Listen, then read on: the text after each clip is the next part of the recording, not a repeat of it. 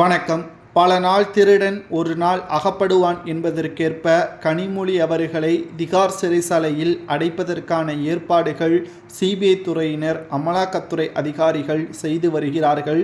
கடந்த முறை தூத்துக்குடி எம்பியாக இருந்த கனிமொழி அவர்களுக்கு சுமார் 500 கோடி ஒதுக்கீடு செய்யப்பட்டது.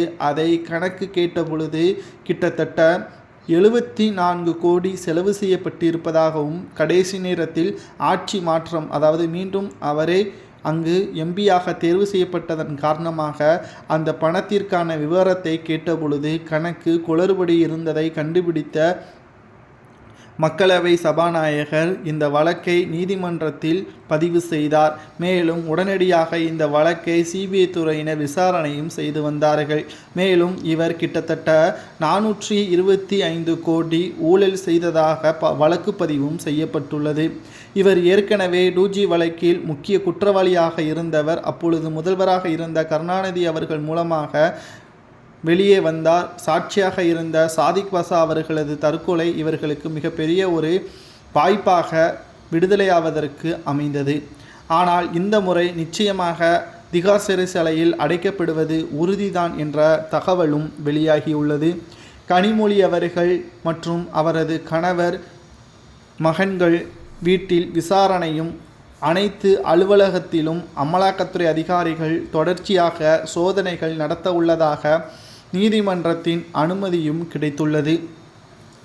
இன்று மாலை சென்னையில் உள்ள அவரது பண்ணை வீட்டிலும் அமலாக்கத்துறை அதிகாரிகள் சோதனை செய்ய உள்ளார்கள்.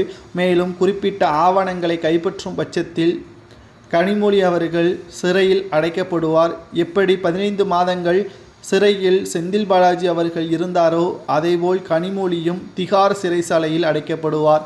செந்தில் பாலாஜி இருந்தது புழல் சிறைதான். அதனால் தமிழக காவல் துறையினர் உதவி செய்தார்கள். ஆனால் டெல்லி திகார் சிறைச்சாலையில் கனிமொழி அவர்கள் அடைக்கப்பட்டால் நிச்சயம் அவருக்கு மிகப்பெரிய ஒரு பாதிப்பை ஏற்படுத்தும்.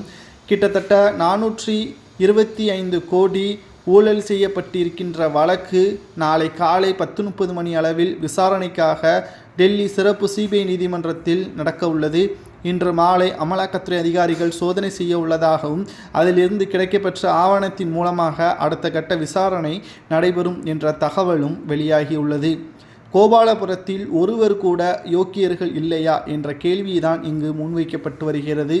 இது மட்டுமல்ல, 2026 சட்டமன்ற தேர்தலில் கனிமொழி அவர்கள் தமிழக அரசியலில் கால் பதிக்க உள்ளதாக செய்திகளும் வெளியாகியுள்ளது. வட மாநிலங்களில் பாஜகவின் ஆதிக்கம் அதிகமாக இருப்பதால்